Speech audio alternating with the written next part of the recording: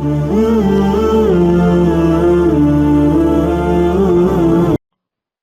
Number 8 سے تفسیر. یا ایھا الذین آمنو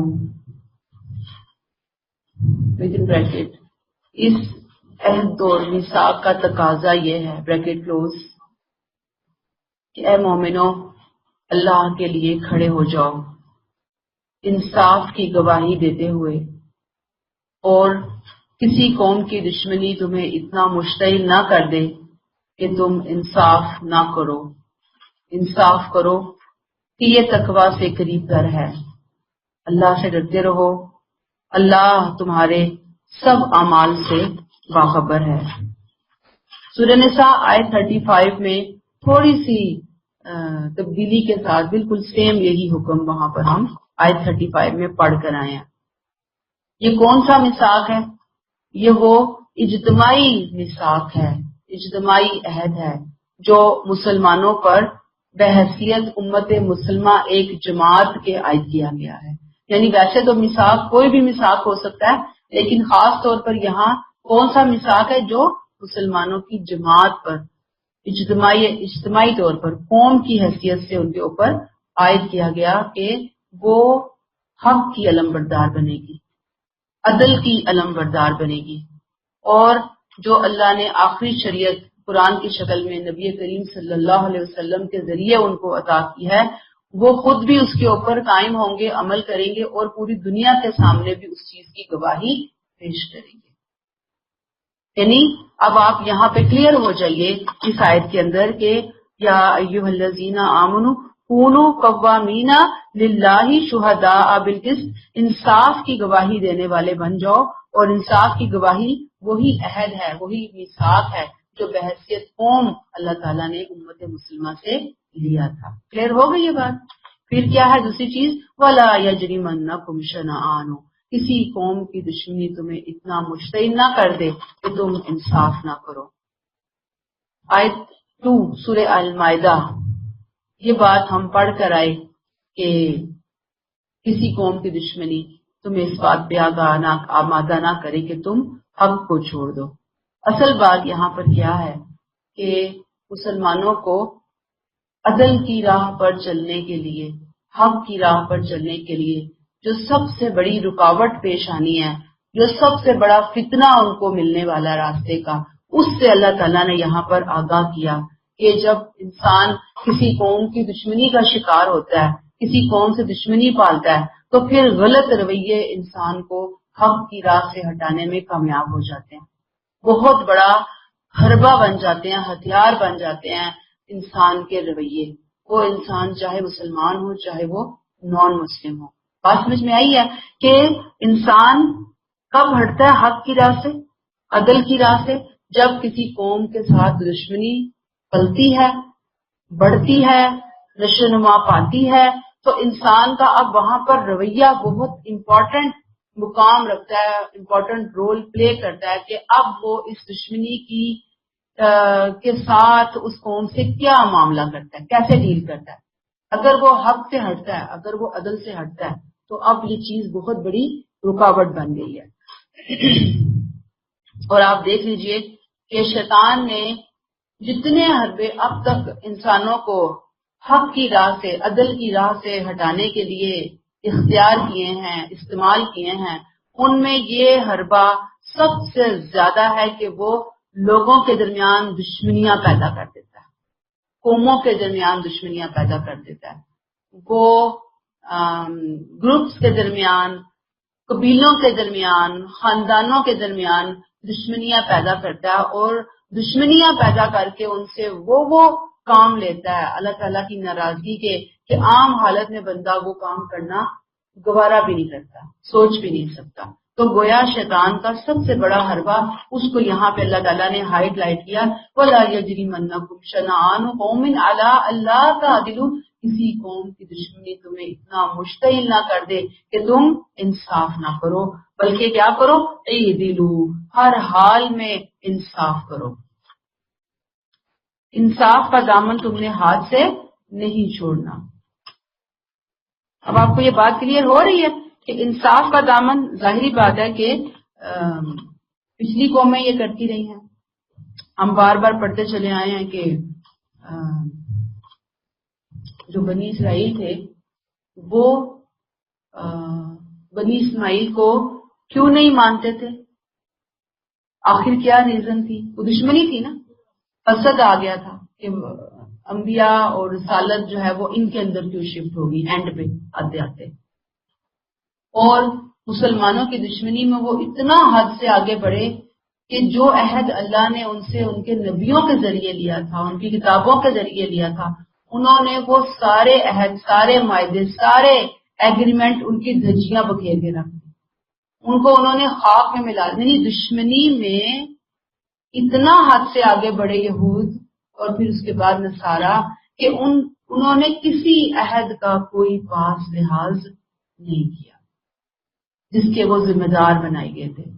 اس لیے مسلمانوں کو یہاں پہ اللہ تعالی نصیحت کر رہے ہیں، تلقین کر رہے ہیں، فتنے سے، شیطان کے فتنے سے آگاہ کر رہے ہیں.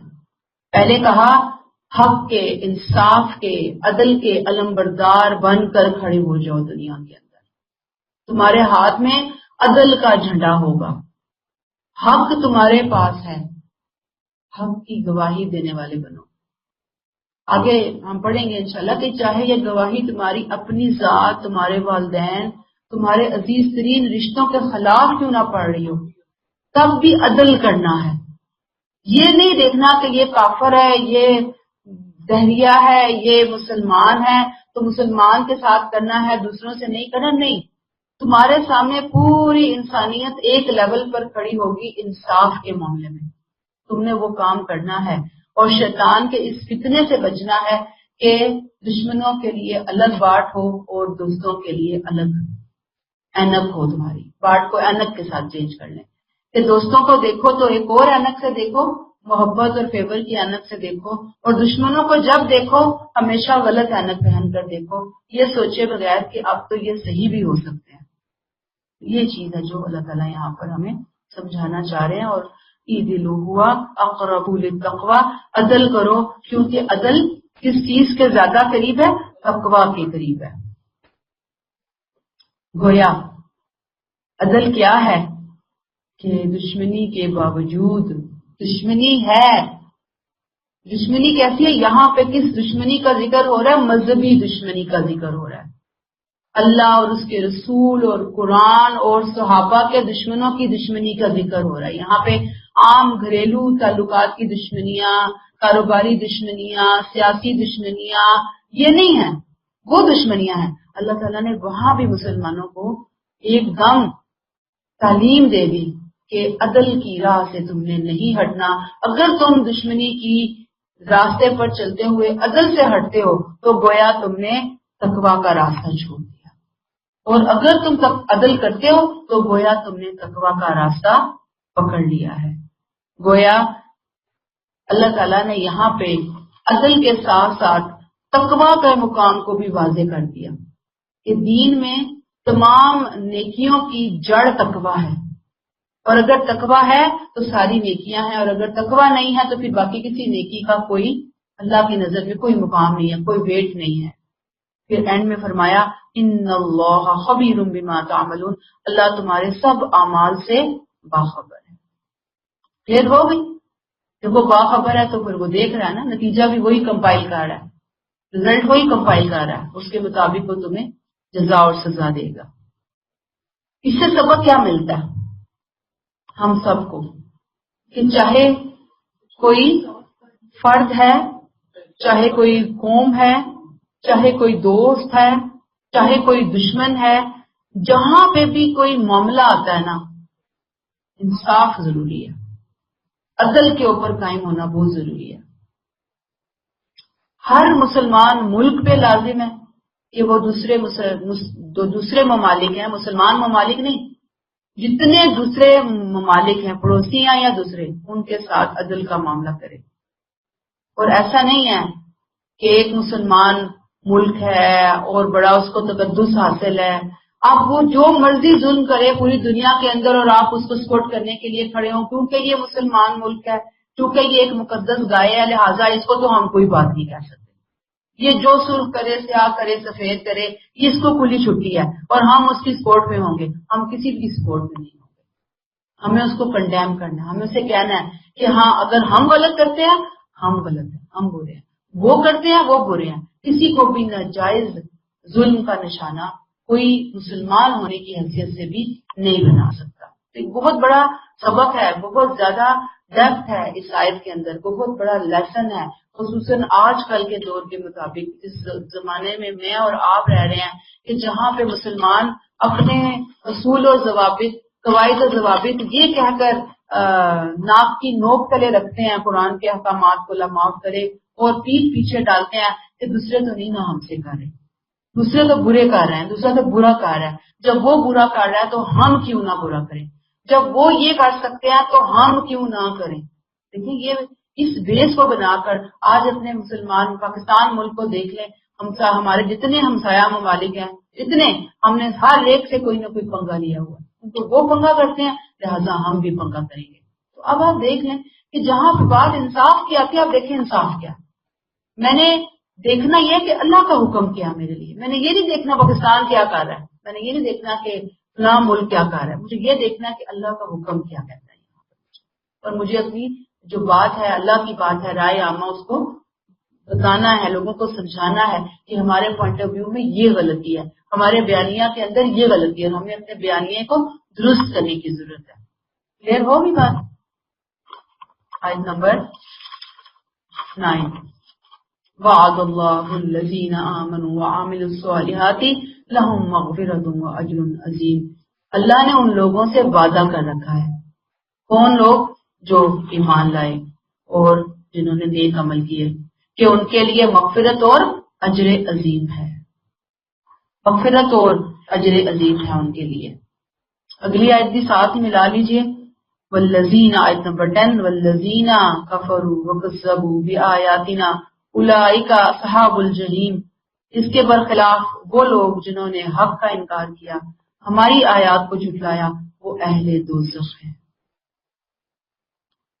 اب آپ دیکھ لیجئے کہ یہ جو عہد کی بات ہم سورہ مائدہ کے آغاز سے پڑھتے چلے آ رہے ہیں, اللہ تعالیٰ نے بتا دیا کہ جو عہد پر ابھی ہم نے جو قوامین بالقسط کی بات پڑھی نا کہ انصاف پر قائم رہنے والے بنیں گے, تو اللہ تعالیٰ نے بتا دیا کہ جو عہد پر عمل کرے گا اور جو عہد پر عمل نہیں کرے گا دونوں کا رزلٹ اللہ نے پہلے سے ہی اناؤنس کر دیا. عہد پر عمل کرنے والوں کا نتیجہ کیا ہوگا؟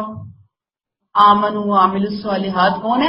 عہد پر عمل کرنے والے, عہد پورے کرنے والے, انصاف کی گواہی دینے والے, اپنے میثاق کو فالو کرنے والے, تقویٰ کی راہ اختیار کرنے والے. ان کے لیے اجر کیا ہے؟ مغفرۃ و اجر عظیم. مغفرت اور اجر عظیم ہے. اور جو اس کو توڑے گا, والذین کفروا, انکار کرے گا, وکذبوا, اور جھٹلائے گا, اولئک اصحاب الجحیم, وہ کون ہے؟ اہل جہنم, اہل دوزخ ہے. گویا آپ دیکھ لیجئے کہ یہ جو عہد ہے نا, یہ اللہ تعالیٰ نے دیکھیں وعد اللہ, اتنی بڑی بات اللہ نے یہاں پر خوشخبری کے طور پر بیان کر دی کہ اس عہد کو, اس ذمہ داری کو چھوٹی بات مت سمجھو, اس سے غفلت کا مظاہرہ نہ کرو, لا تعلقی نہ کرو, غیر سنجیدہ نہ لو. اگر تم اس کو فلفل کرو گے تو دیکھو رب کی کتنی بڑی بشارت ہے. وعد اللہ, اللہ نے وعدہ کیا. یہ کسی عام بندے کا وعدہ نہیں ہے, کسی انسان کا وعدہ نہیں ہے, کسی جن بھوت کسی فرشتے کا نعوذ باللہ وعدہ نہیں ہے, اللہ کا وعدہ ہے. اتنا بڑا شرف انسان کو بخشا کہ ایمان اور عمل صالح کرو. اگر تم یہ کرو گے تو اللہ نے کہا کہ پھر میں بھی اپنا وعدہ پورا کروں گا, اور وہ وعدہ کون سا ہے؟ مغفرت اور اجر عظیم کا. اور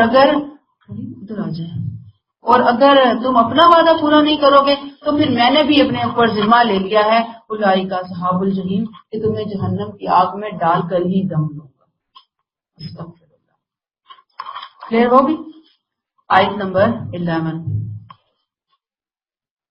یا ایھا الذین آمنوا اذکروا نعمت اللہ علیکم، اے اہل ایمان اپنے اوپر اللہ کے اس فضل کو یاد کرو جبکہ ایک قوم نے، قوم سے مراد مشرکین مکہ ودن بریکٹ لکھ لیجئے، نے ارادہ کیا کہ اے نبی آپ پر اور مسلمانوں پر دست درازی کریں۔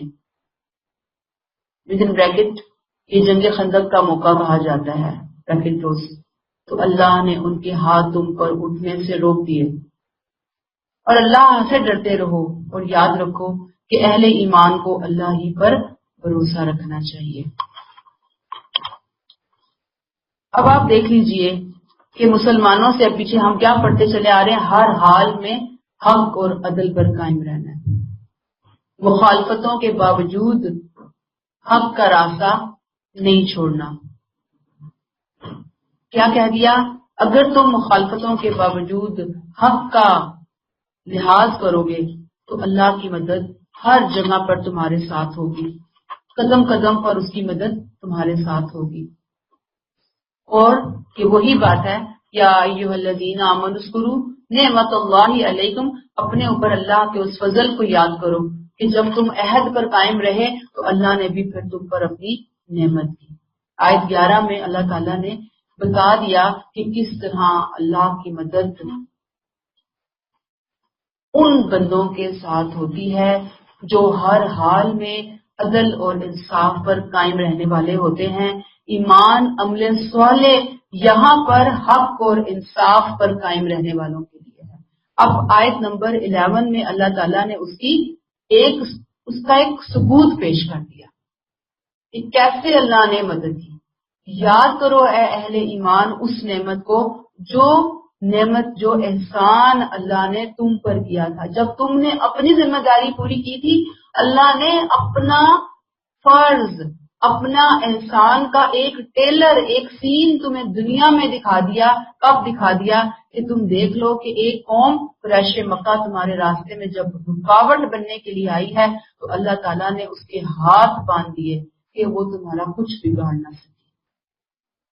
یہ ایک بہت بڑا ثبوت دے دیا اللہ تعالیٰ نے اپنی مدد کا، اپنے آپ کو مسلمانوں کے پلڑے میں ڈال کر دکھا دیا۔ اللہ تعالیٰ کہتے ہیں کہ جب بھی تم اس عہد و پیمان پر قائم رہو گے تو اللہ کی مدد تمہیں ملتی رہے گی۔ اس آیت کو دوبارہ دیکھیے، اللہ پر اے مومنو اپنے اوپر اللہ کے اس فضل کو یاد کرو جبکہ ایک قوم نے ارادہ کیا کہ تم پر دست درازی کرے تو اللہ نے ان کے ہاتھ اوپر اٹھنے سے روک دیے۔ اللہ سے ڈرتے رہو اور یاد رکھو وَعَلَى اللَّهِ فَلْيَتَوَكَّلِ الْمُؤْمِنُونَ۔ پیچھے بھی ہم نے وَاتَّقُوا اللَّهَ تقویٰ کی بات پڑھی تھی، یاد ہے نا؟ اعدلوا هُوَ أَقْرَبُ لِلتَّقْوَىٰ، عدل کرو یہ تقویٰ کے زیادہ قریب ہے۔ یہاں پر آیا وَاتَّقُوا اللَّهَ، اللہ سے ڈرو، اور مومنوں کو تو اللہ ہی پر بھروسہ کرنا چاہیے۔ جب تم اللہ پر ایمان لاؤ گے، ظاہری بات ہے کہ میں آپ کو بار بار پیچھے یہ بات بتاتی چلی آئی کہ ایمان اور توکل ایک ہی سکے کے دو رخ ہیں، یعنی سکہ ایک ہے، رخ دو ہیں۔ جب توکل ہے تو ایمان بھی ہے، اور جب توکل نہیں ہے تو اس کا مطلب ہے کہ ایمان بھی غائب ہے۔ دونوں کا ایٹ اے ٹائم موجود ہونا ضروری ہے۔ اب میں نے آپ کو بتایا کہ اندازہ کیا ہے کہ یہ اس دور کی سورہ ہے، ہجرت کا 6واں سال جسے کہتے ہیں، 7واں سال ہے۔ ایسے حالات تھے کہ مسلمانوں کے ساتھ یہ جو کچھ مشرکین مکہ تھے، یہ صلح حدیبیہ کے ذریعے مسلمانوں سے کچھ نہ کچھ معاہدے کرنے کے لیے آمادہ ہوئے تھے۔ کہتے ہیں نا کچھ دو اور کچھ لو۔ اس سے پہلے تو وہ ٹیبل پہ بیٹھنے کے لیے تیار ہی نہیں تھے۔ اس سے پہلے جنگ خندق تک ان کی ایک ہی ان کا ٹارگٹ تھا کہ مسلمانوں کو کچل کے رکھ دو، مسل کے رکھ دو۔ لیکن اب جب انہوں نے دیکھا کہ مسلمان ان کے دبانے کے باوجود، ان کے کچلنے کے باوجود سیاسی قوت کے طور پر ابھرتے چلے جا رہے ہیں، بڑھتے چلے جا رہے ہیں، تو اب ان کو سمجھ آیا کہ یہ جو زور آزمائیاں ہیں اس کو ہمیں چھوڑ کر مسلمانوں سے ٹیبل ٹاک کے اوپر آنا چاہیے، اور وہ آئے ہیں مسلمانوں کے ساتھ معاہدہ کرنے کے لیے۔ اور ظاہری بات ہے کہ میں آپ کو پہلے بھی یہ بات بتا چکی کہ یہود بھی مسلمانوں کے خلاف جتنی چالیں چل سکتے تھے انہوں نے پوری چالیں چلی، اب وہ بھی ہمت ہار چکے تھے۔ گویا اب مشرکین مکہ کی مدد کے لیے یہود بھی موجود نہیں تھے، اور یہ مشرکین کو، منافقین کو یہ بات بہت اچھی طرح سے کلیئر ہو چکی تھی۔ تو اللہ تعالیٰ نے اتنی بڑی شان کے ساتھ چند سالوں میں مسلمانوں کی مدد کا وعدہ پورا کر کے دکھایا اور بڑے زبردست انداز میں پورا کیا۔ تو جس اللہ نے دنیا میں اپنا وعدہ پورا کیا، کیا وہ اللہ آخرت میں مسلمانوں سے کیے ہوئے وعدے پورے نہیں فرمائے گا؟ فرمائے گا نا۔ تو لہٰذا مسلمانوں کو اللہ پر بھروسہ کرنا چاہیے۔ کلیئر ہوگی بات؟ اچھا، یہاں سے میں اور آپ تھوڑا سا اپنے لیے لیسن لیتے ہیں۔ اس میں اللہ پاک فرما رہے ہیں آیت 11 جہاں سے شروع ہو رہی ہے، یا ایھا الذین آمنوا اذکروا نعمت اللہ علیکم، اے لوگو جو ایمان لائے ہو، اللہ کے اپنے اوپر اللہ کے فضل کو یاد کرو، اللہ کی نعمتوں کو یاد کرو۔ مسلمانوں کو کہا جا رہا ہے نعمتوں کو یاد کرو، ٹھیک ہے؟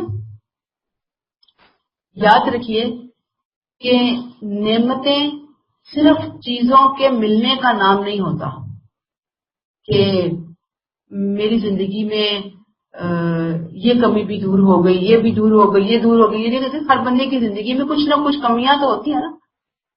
تو جو کمیاں ہوتی ہیں ہم سمجھتے ہیں کہ شاید ان کمیوں، جو کمیاں ہیں یہ نعمتیں نہیں ہیں ہمارے پاس، ٹھیک ہے؟ تو نعمتیں صرف چیزوں کا ملنا نہیں ہوتا، بلکہ نعمت مصیبت کے دور ہونے کو بھی کہتے ہیں۔ یعنی کوئی مصیبت اللہ نے ٹال دی، کسی مصیبت سے، تکلیف سے، بیماری سے آپ کو بچا لیا، کسی زحمت سے، مشقت سے اللہ نے آپ کو بچا لیا، تو یہ بھی ایک بہت بڑی نعمت ہے۔ لیکن ہم مصیبت کے ٹلنے کو کبھی بھی نعمت کنسیڈر نہیں کر سکتے کہ یہ نعمت ہے اور کتنی بڑی نعمت ہے۔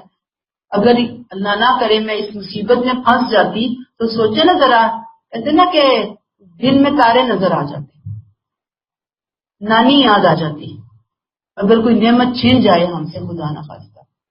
تو اللہ تعالیٰ کا کتنا بڑا احسان ہے کہ جب کوئی مصیبت ٹلتی ہے، کسی تکلیف سے ہم ایسے شوں کر کے گزر جاتے ہیں، تو ہم یہ سمجھتے نہیں کہ ہم، اللہ نے ہم پر کتنا احسان کیا، ہم کتنے لکی ہیں کہ بچ گئے۔ ہمیں اس کو بھی یاد کرنا چاہیے۔ تو اللہ تعالیٰ یہاں پہ کیا کہہ رہے ہیں؟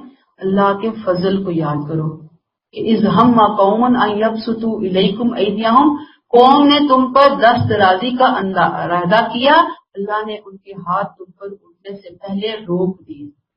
یہ بالکل ایسے ہے کہ جیسے ہمیں کہیں اللہ تعالیٰ کہ فلاں مصیبت نے تمہاری طرف آنے کا ارادہ کیا، فلاں تکلیف تمہاری فیملی کی طرف آ رہی تھی، فلاں مصیبت تم پر آ کر سونامی کی طرح ٹکرانے لگی تھی، ہٹ کرنے لگی تھی، میں نے تمہیں بچا لیا۔ ہمیں احساس ہی نہیں ہوتا، ہم تو رو رہے ہوتے ہیں میری زندگی میں وہ نہیں، فلاں نہیں، یہ نہیں، وہ نہیں، دعائیں کر کر کے تھک گئے، پریشان ہو گئے، مایوس ہو گئے۔ یہ نہیں پتا کہ وہ جو دعائیں ہم کر رہے ہیں اس کے بدلے پتہ نہیں کیا کچھ زندگی میں ہمارے کٹ ڈاؤن ہو رہا ہے، کیا کیا تکلیفیں دور ہو رہی ہیں جس کا ہمیں اندازہ ہی نہیں ہو رہا کہ کس چیز سے ہم بچائے جا رہے ہیں، کس تکلیف اور کس مشقت سے اللہ تعالیٰ نے ہمیں زحمت سے بچا لیا۔ یہ بھی اللہ تعالیٰ کی بہت بڑی بلیسنگ ہے۔ اور پھر توکل، سچا اعتماد اللہ کے اوپر، فائدہ دے گا تو وہی دے گا، نقصان سے بچائے گا تو وہی بچائے گا، کوئی اور کچھ نہیں کر سکتا میرے لیے، نہ میرے والد، نہ میری والدہ، نہ میرا شوہر، نہ کسی کی بیوی، نہ کسی کی اولاد، نہ کسی کے بہن بھائی، نہ کسی کے عزیز و اقارب، کوئی کچھ نہیں کر سکتا اللہ نہ چاہے۔ اللہ پر اتنا بھروسہ، اللہ کے حوالے کر دینا اپنی ہر چیز کو، یہ بہت ضروری ہے ہمارے لیے، کیونکہ اللہ نے یہاں پہ ہمیں لیسن دے دیا، وَعَلَى اللَّهِ فَلْيَتَوَكَّلِ الْمُؤْمِنُونَ، اہل ایمان کو اللہ ہی پر بھروسہ کرنا چاہیے۔ اللہ رمضان کی ان بابرکت گھڑیوں میں ہمارے تقوی کو بڑھائیں، ہمارے توکل کو بڑھائیں، اللہ ہمیں نعمتیں ملنے، اور اگر نعمتیں زندگی میں کم ہیں، محرومیاں ہی ہیں، لیکن یہ سوچ ہمارے اندر ڈیولپ فرمائیں کہ پتہ نہیں اللہ نے کتنی آزمائشوں سے مجھے مزید بچا لیا، اللہ کا یہ بہت بڑا احسان ہے کہ ہم اللہ کے شکر گزار بندے بن کر رہنے کی عادت ڈالیں۔ آپ دیکھیں نا کہ رمضان تو ہے ہی مانگنے کا مہینہ نا، تو جن جن جن چیزوں کی کمیاں ہیں نا ہمارے اندر دنیاوی اعتبار سے تو ہم بہت کچھ مانگ رہے ہوتے ہیں، یہ چیزیں مانگنے والی ہیں ہمیں اپنی تیاری کے لیے، اپنی آخرت کی تیاری کے لیے، اپنے اللہ سے تعلق کو مضبوط بنانے کے لیے کہ اللہ یہ لیول کم ہوا ہوا ہے، کہتے ہیں نا شوگر بڑی ہائی جا رہی ہے جی، بی پی جو ہے نا وہ کنٹرول میں نہیں آ رہا، فلاں بلڈ کا جو ٹیسٹ ہے وہ ٹھیک نہیں آیا، ہارٹ کے پرابلمس چل رہے ہیں۔ آپ یہ دیکھیں ساری چیزیں اپنی جگہ پہ دنیاوی اعتبار سے اپنے اپنے تھرمامیٹر اپنے اپنے پیمانے ناپ کر دیکھیں کہ دین کے اندر ہم کہاں کہاں بیک فٹ کے اوپر ہو کر کھیل رہے ہیں۔ ہمیں تو آگے جانا ہے، کیوں جانا ہے؟ ہمیں اللہ نے بہت نوازا ہے، اللہ کی بہت بلیسنگز ہیں، ہمیں اللہ نے وہ کچھ دیا ہے جو دوسرے لوگ جس کا سوچ بھی نہیں سکتے، اتنی نعمتوں میں اللہ نے ہمیں رکھا ہے۔ اللہ مزید ہمیں شکر گزار بندوں کے اندر شامل فرما لے، اور ہر حال میں اللہ تعالیٰ ہمیں عدل پر قائم رہنے والا بندہ بنائے، آمین۔ اب تو جتنی جتنی باتیں آتی ہیں نا ساتھ ساتھ بندہ دعا بھی مانگ کر چلا جاتا ہے، اللہ یہ بھی عطا فرما دے، یہ بھی عطا فرما دے، اس چیز سے بھی نواز دے، اس چیز سے بھی نواز دے۔ آیت 12 وَلَقَدْ أَخَذَ اللَّهُ مِيثَاقَ بَنِي إِسْرَائِيلَ، اللہ نے اسی طرح بنی اسرائیل سے بھی پختہ عہد لیا تھا۔ عہد کی چونکہ بات ہو رہی ہے نا، اب اللہ پچھلی قوموں کی پھر مثال لے کر آئے کہ دیکھو ان سے بھی یہی عہد لیا گیا تھا، ودن بریکٹ، اور اس کی نگرانی کے لیے بریکٹ کلوز، ہم نے ان میں 12 سردار مقرر کیے، اور اللہ نے ان سے وعدہ کیا میں تمہارے ساتھ رہوں گا اگر تم نے نماز قائم کی، زکوٰۃ دی، میرے رسولوں پر ایمان لائے، ان کی مدد کرتے رہے، اللہ کو اچھا قرض دیتے رہے، تو اس صورت میں تمہارے گناہ سب تمہارے گناہ جھاڑ دوں گا، تم کو ایسے باغوں میں داخل کروں گا جن کے نیچے نہریں بہ رہی ہوں گی۔ لیکن اس میثاق کے بعد جو تم میں سے انکار کرے گا، منکر ہوگا، وِدن بریکٹ اسے معلوم ہونا چاہیے بریکٹ کلوز کہ در حقیقت وہ اعتدال کی اصل شاہراہ سے بھٹک گیا ہے۔ اصل میں وہی عہد جو یہود و نصارہ سے لیا گیا اس کا ذکر آگے آ رہا ہے، اور یہاں پہ اللہ تعالیٰ اس ہسٹری کو مختصراً بیان کر رہے ہیں کہ جو ان سے عہد دیا گیا انہوں نے اس عہد کو توڑ دیا، پاس ہی نہ کیا، لحاظ ہی نہ کیا، اس کی طرف اللہ تعالیٰ اشارہ کر رہے ہیں اور مسلمانوں کو متنبہ فرما رہے ہیں کہ دیکھو وہ عہد، ایک وہ تھے جن سے عہد دیا گیا تھا، انہوں نے وہ عہد اپنے پاؤں کے نیچے مسل کر رکھ لیا، اور ایک تم ہو کہ تم سے عہد لیا جا رہا ہے، تو یاد رکھو کہ جب انہوں نے عہد توڑا تھا تو جو ان کا انجام ہوا تھا، اگر تم نے بھی وہ عہد توڑا تو مسلمان ہونے کے باوجود میں تمہیں بھی بخشوں گا نہیں، میں تمہیں بھی معاف نہیں فرماؤں گا۔ گویا مسلمانوں کے سامنے ایسے کر کے جیسے کسی کے سامنے آئینہ رکھ دیا جاتا ہے نا، ایسے آئینہ رکھ دیا گیا کہ دیکھو اپنے عہد کو فالو کرو، پورا کرو، فلفل کرو، تم سے پہلے والوں نے نہیں کیا، ان کے ساتھ ہم نے کیا کیا تھا، اب اس کو ڈیٹیل میں اللہ تعالیٰ لے کر آئے۔ وَبَعَثْنَا مِنْهُمُ اثْنَيْ عَشَرَ نَقِيبًا، ہم نے ان میں 12 سردار مقرر کیے، آرگنائزیشنل گروپس بنائے تھے اللہ تعالیٰ نے۔ نقیب آرگنائزیشن کے اعتبار سے آتا ہے، اس کا مطلب ہے نقیب کھوج لگانے والے لوگوں، نقب تو ہوتا ہے نا، کیا ہوتا ہے دیوار کے اندر آپ لگاتے ہیں نا، یعنی کہ کیا کہیں گے، نہیں نقیب ہے، ملتا جلتا شاید ہو یہ، لیکن یہ نقیب ہے، ہاں کھوج لگانے والے، انویسٹیگیشن، حالات اور معاملات کی جستجو کرنے والے۔ لیکن یہ لفظ جو نقیب ہے نا پھر اصطلاحی طور پر قوم اور قبیلے کے سردار کے لیے آیا، نگران کے معنوں میں آیا ہے۔ اصل میں بنی اسرائیل کی ہسٹری جب ہم دیکھیں نا تو ہمیں پتہ چلتا ہے کہ حضرت موسیٰ علیہ السلام نے بنی اسرائیل سے عہد لیا تھا کہ وہ اپنی شریعت کی پابندی کریں گے، شریعت کو فالو کریں گے، اس کی حفاظت کریں گے۔ اس کے لیے انہوں نے کیا کیا، ان کے 12 آگے بچے تھے نا حضرت یعقوب علیہ السلام کے، تو 12 قبیلے ان کے بن گئے، تو ہر قبیلے میں سے ایک ایک سردار، ایک ایک نگران انہوں نے چن لیا تھا، اور انہوں نے دیکھا کہ بھئی وہ اپنی قوم کی یوں سمجھ لیں کہ جیسے رکھوالی کرنے والا، حفاظت کرنے والا کہ حفاظت کریں گے، رکھوالی کریں گے کہ اس قوم کے اندر یعنی اپنے قبیلے کے اندر کوئی چیز شریعت کے خلاف نہ گھسنے پائے، یہ حدود اور قیود کو توڑنے والے نہ بنے، کوئی چیز ان کے اندر ایسی نہ آئے کہ جو یہ اللہ کے عہد سے منہ موڑ لیں، روگردانی کر لیں۔ 12 قبیلے تھے، 12 ہی ان کے نقیب تھے، نگران تھے۔ ان کو اپوائنٹ کس نے کیا تھا؟ اللہ تعالیٰ نے۔ اللہ نے کیا، اللہ نے حکم دیا، آرڈر جاری کیا، حضرت موسیٰ علیہ السلام نے اللہ کی ہدایت کے مطابق ان کو اپنی طرف سے مقرر کیا، یعنی اللہ نے کہا نقیب مقرر کریں، موسیٰ علیہ السلام نے سلیکٹ کیا، سلیکٹ کر کے ان کو ان کے اوپر اپوائنٹ کر دیا۔ اور اپوائنٹ کرنے کے بعد اللہ تعالیٰ پھر کیا فرماتے ہیں؟ وَقَالَ اللَّهُ إِنِّي مَعَكُمْ، اللہ نے کیا کہا؟ وعدہ ہے یہ اللہ کا۔ پیچھے ہم نے پڑھا وعد اللہ، اللہ نے وعدہ کیا، یہ بالکل اسی سینس میں آ رہا ہے۔ وَقَالَ اللَّهُ إِنِّي مَعَكُمْ، میں تمہارے ساتھ رہوں گا۔ بنی اسرائیل سے لیا گیا تھا، کب میں تمہارے ساتھ رہوں گا؟ جب تم کیا کرو گے؟ لَئِنْ أَقَمْتُمُ الصَّلَاةَ وَآتَيْتُمُ الزَّكَاةَ، اللہ کی تائید اور نصرت اور ان کی مدد کا وعدہ۔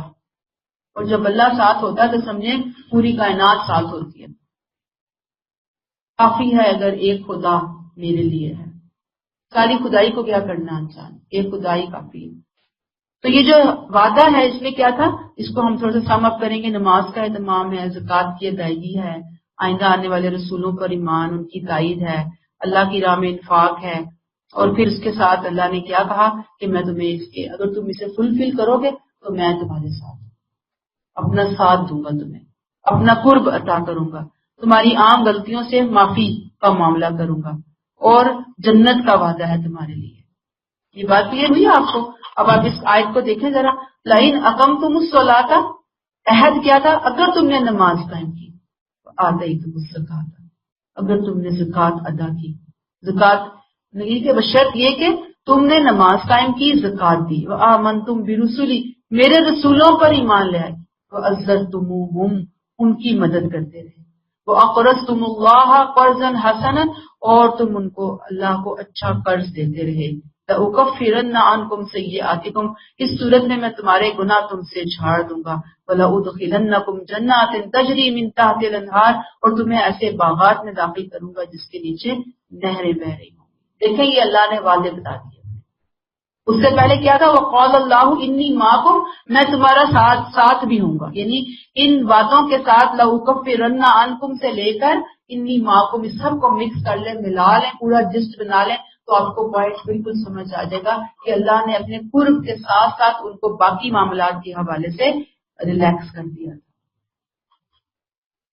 یہاں پہ جو لفظ آیا ہے نا آمنتم برسلی، میرے رسولوں پر ایمان لاؤ گے، ظاہری بات ہے اس میں خاص طور پر اشارہ نبی کریم صلی اللہ علیہ وسلم کی رسالت کے بارے میں، کیونکہ یہ عہد کس سے لیا گیا تھا بتائیں ذرا، یہ عہد کس سے لیا گیا تھا؟ بنی اسرائیل سے۔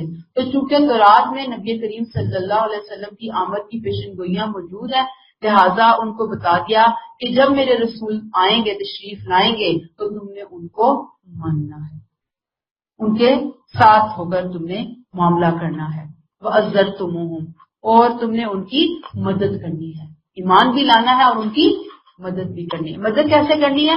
کہ وہ جو مشن لے کر آئے ہیں اس مشن کو آگے بڑھانا ہے، نہ کہ یہ کہ راستے میں دیوار بن کے کھڑے ہو جانا ہے، رکاوٹ ڈالنا شروع کر دینی ہے۔ اور پھر کیا کرنا ہے؟ اقرضتم اللہ قرضا حسنا، قرض حسنا، یہ خاص طور پر وہ انفاق ہے جو میں آپ کو پہلے بھی بتا چکی، جو دین کی خدمت کے لیے دیا جاتا ہے، قرض حسنا، یہ وہ قرض حسنا ہے۔ جب تم یہ دو گے لأکفرن عنکم سیئاتکم، تو میں بھی تم سے تمہاری برائیاں دور کر دوں گا۔ ظاہری بات ہے کہ یہ جو دین کی بنیادی باتیں ہیں نا، جو یہاں پہ اللہ نے موٹی موٹی باتیں بتا دی، جسٹ اگر انسان ان کا اہتمام کرتا ہے تو چھوٹی چھوٹی غلطیوں سے اللہ تعالیٰ خود ہی درگزر کر دیتے ہیں، معاف فرما دیتے ہیں۔ ان کی اتنی برکت ہے، ان نیکیوں کی اتنی برکت ہے۔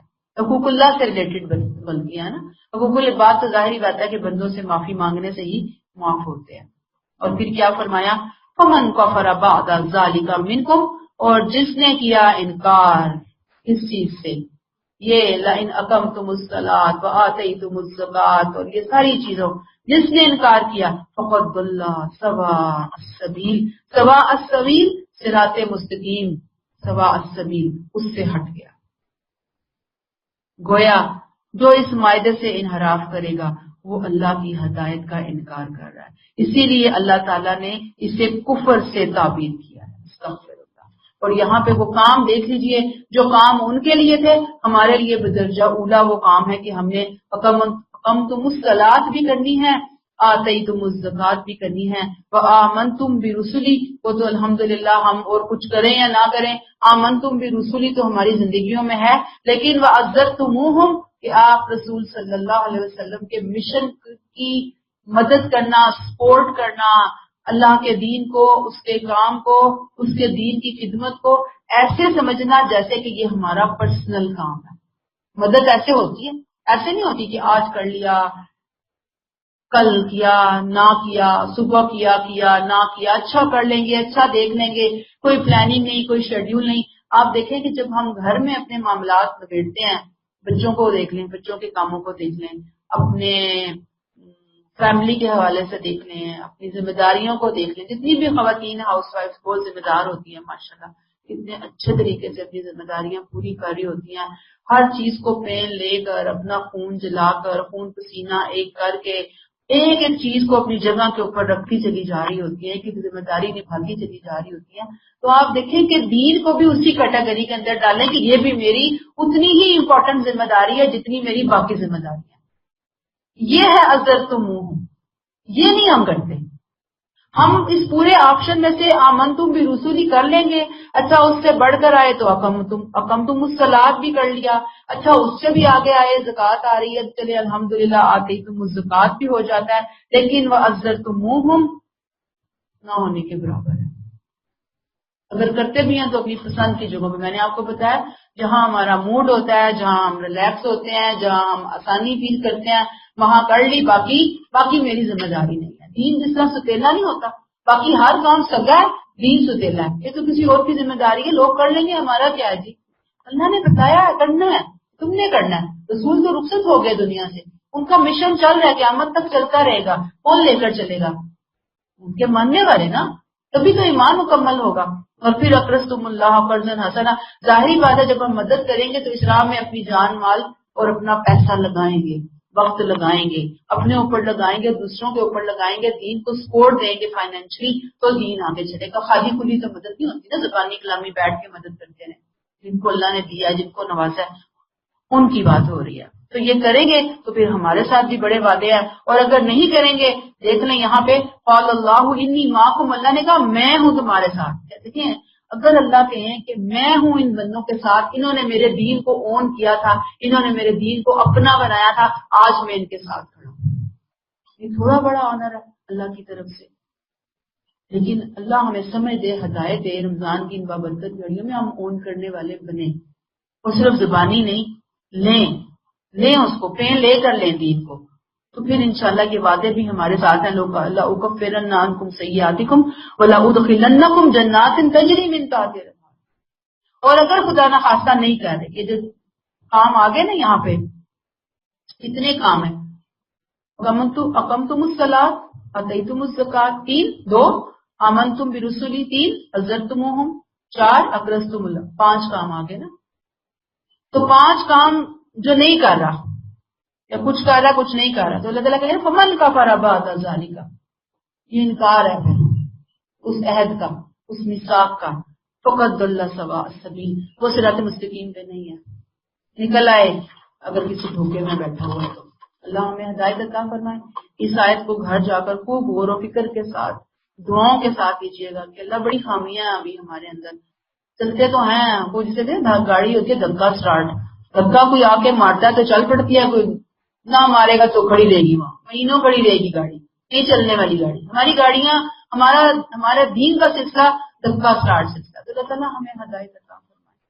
آیت نمبر 30، فَبِمَا نَقْضِهِمْ مِيثَاقَهُمْ، سو اپنے اس عہد کو توڑ دینے ہی کی وجہ سے ہم نے ان پر لعنت کی۔ دیکھیں وہ توڑ بیٹھے نا اپنا عہد، تو اللہ کہتے ہیں ہم نے بھی ان پر لعنت کر دی، استغفر اللہ۔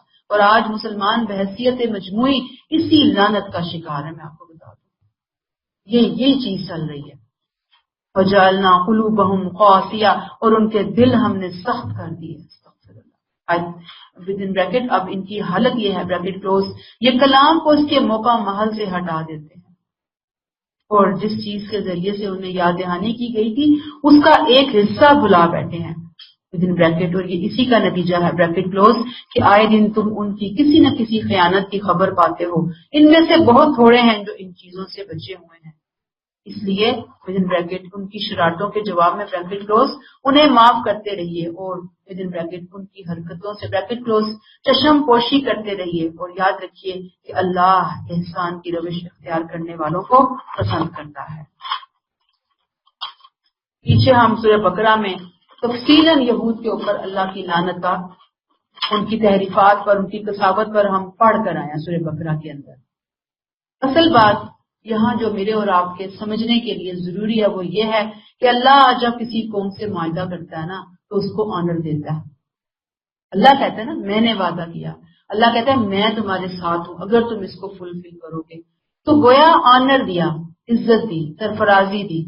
ظاہری بات ہے جب کوئی قوم اس عہد کو دھتکارتی ہے، توڑتی ہے، غفلت کا مظاہرہ اختیار کرتی ہے، تو اسی درجے کی ذلت اور لعنت بھی پھر اس کے اوپر پڑتی ہے۔ دھتکارنے کی کا لفظ یہاں پہ لعنت سے آیا ہے، لعنت راندائے درگاہ، دور کر دیا اللہ نے اس کو اپنی رحمت سے، استغفر اللہ۔ اور اس لعنت کا جو سب سے پہلا اثر قوم پر ہوتا ہے وہ کیا ہوتا ہے کہ دل کے اندر سے اللہ کا ڈر، خشیت ختم ہو جاتی ہے، جو ایک انسان کی زندگی کے لیے ضروری ہے، اس کی روحانیت کے لیے ضروری ہے، اور دل پتھر ہو جاتا ہے، دل بنجر ہو جاتا ہے۔ تو جو بنجر ہے وہاں پہ کیا کچھ پھوٹے گا، کیا نرمی ہوگی، کیا سرخیزی ہوگی۔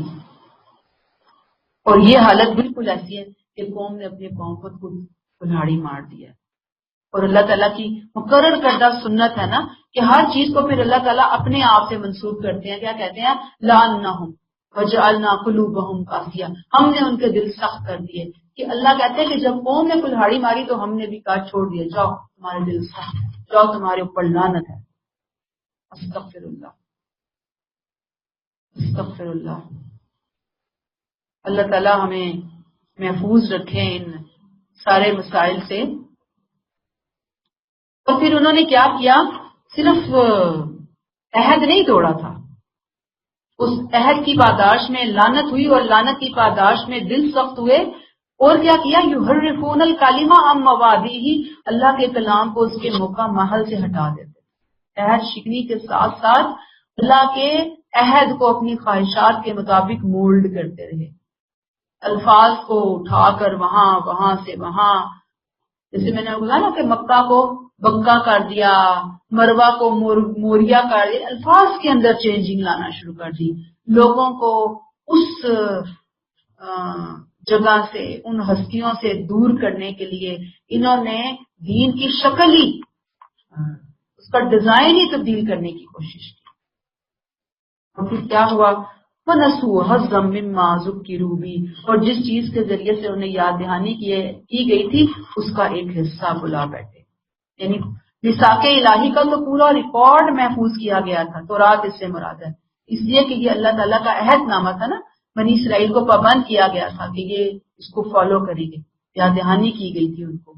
اور اب آپ دیکھ لیجئے کہ یہود کی تاریخ کا اگر ہم مطالعہ کریں تو انہوں نے لفظی تحریفیں بھی کی، جیسے میں نے ابھی آپ کو بتایا تھا، اور اس کے ساتھ ساتھ انہوں نے معنوی تحریفیں بھی کی، ان لفظوں کو بھی چینج کیا اور انہوں نے معنی کو بھی چینج کیا۔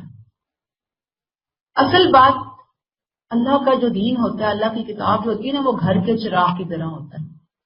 اب اگر گھر کے چراغ کو گھر کے مکین ہی چھپا دیں تو پھر روشنی کون اٹھائے گا، روشنی کون دے گا، ارد گرد کسے روشن کیا جائے گا۔ تو یہی کام تھا جو انہوں نے کیا تھا۔ اللہ فرماتے ہیں وَلَا تَزَالُ تَطَّلِعُ عَلَىٰ خَائِنَةٍ مِّنْهُمْ، تم آئے دن ان کی کسی نہ کسی خیانت کی خبر پاتے رہو۔ خیانت، بدعہدی، عہد شکنی اور قرآن ہم پڑھتے چلے جا رہے ہیں، اور قرآن میں اللہ نے کئی جگہوں پہ بتایا فلاں جگہ پہ فلاں جگہ پہ فلاں جگہ پہ انہوں نے اپنا عہد توڑا، فلاں جگہ پہ انہوں نے تحریف کی، الا قلیلا منہم، بہت تھوڑے ہیں جو اپنے عہد کے اوپر قائم رہے۔ تو جو اپنے عہد پہ قائم رہے نا، انہیں ہی پھر اسلام قبول کرنے کی سعادت بھی نصیب ہوئی۔ یہ گروہ اگرچہ اپنی قوم کو فتنوں سے نہ بچا سکا، لیکن بہرحال تورات جو ان کے پاس تھی انہوں نے ان کو شریروں کی دست برد سے بچانے کی پوری کوشش کی۔ جو تحریفات ہوتی رہیں بہت سارے حصوں میں ہوئی اور بہت سارے حصوں میں پھر نہ ہو سکی۔ یہ لوگ اپنے علم کی حد تک اصل شریعت پر قائم رہے اور اس کی گواہی دیتے رہے۔ یہی صالحین کا گروہ ہے، اسی لیے اسلام کا انہوں نے خیر مقدم کیا، ویلکم کیا انہوں نے۔ اللہ تعالیٰ نے پھر یہاں پہ بتا دیا کیا کرو، وَاعْفُوا عَنْهُمْ وَاصْفَحُوا، اس لیے انہیں معاف کرتے رہو اور ان کی حرکات سے چشم پوشی کرو۔ دراصل اسلام کا جو مزاج ہے نا، عمومی مزاج، وہ کیا ہے؟ یہ مزاج ہے اسلام۔ اور آج اس بات کو یہاں پہ ریفرنس ادھر کانٹیکسٹ جتنی ہم بات پڑھ رہے ہیں اس کو پڑھیں، اور آج اپنے مسلمانوں کے رویے کو آپ سامنے رکھیں، دونوں کو ایک دوسرے کے آئینے میں رکھیں۔ آپ دیکھیں گے زمین آسمان کا فرق نظر آتا ہے۔ جو دین ہمیں وَاعْفُوا وَاصْفَحُوا کا حکم دے رہا ہے اپنے نبی کو، کہ یہ کون ہے دین، میں نے آپ کو کیا بات شروع میں کہی کہ دین کے دشمنوں کی بات ہو رہی ہے، ان کے ساتھ کیا معاملہ کرنے کا اللہ تعالیٰ حکم دے رہے ہیں۔ آج تو ہم چھوٹی چھوٹی باتوں کو لے کے بیٹھے ہوتے ہیں، رائی کا پہاڑ بنا بنا کر فساد جو ہے وہ ہم نے مچایا ہوا ہوتا ہے۔ یاد رکھیے کہ یہاں معاف کرنا وہ معاف کرنا نہیں ہے، بلکہ معاف کرنے سے مراد درگزر کرنا ہے۔ اگنور کر دو، چھوڑ دو ان کو، مہلت دے دو ان کو، نظر انداز کر دو ان کو۔ فَاعْفُوا عَنْهُمْ وَاصْفَحُوا إِنَّ اللَّهَ يُحِبُّ الْمُحْسِنِينَ، اللہ کن کو پسند کرتا ہے؟ احسان کون کرتے ہیں؟ ہر کام کو بہترین طریقے سے ادا کرنے والے، انجام دینے والے، انصاف سے بڑھ کر لوگوں کو ان کا حق دینے والے۔ تو اللہ تعالیٰ ہمیں توفیق عطا فرمائے کہ ہم ان اچھی خصوصیات کو اپنے اندر لے کر آئیں، اور جو بری خصوصیات ہیں ان کو اپنی زندگیوں سے نکالنے والے بنیں۔ اور یہاں پہ آپ دیکھ لیں کہ جب انسان عہد توڑتا ہے، وہ عہد جو ہم لا الہ الا اللہ محمد رسول اللہ پڑھ کر اللہ کے قائم کیے ہوئے ہیں، قرآن کے بارے میں، نبی کریم صلی اللہ علیہ وسلم کی ذات مبارکہ کے بارے میں، جب ہم چھوڑتے ہیں تو پھر اللہ تعالیٰ نے کہہ دیا کہ لعنت بھی ہے اور دلوں کی سختی بھی ہے۔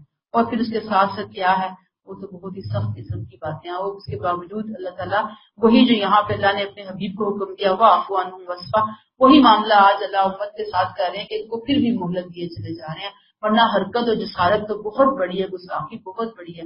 اللہ تعالیٰ ہمیں ہدایت دے اور صراط مستقیم پر گامزن رہنے کی توفیق عطا فرمائے۔ یہاں پہ روک لیتے ہیں۔ السلام علیکم ورحمۃ اللہ وبرکاتہ۔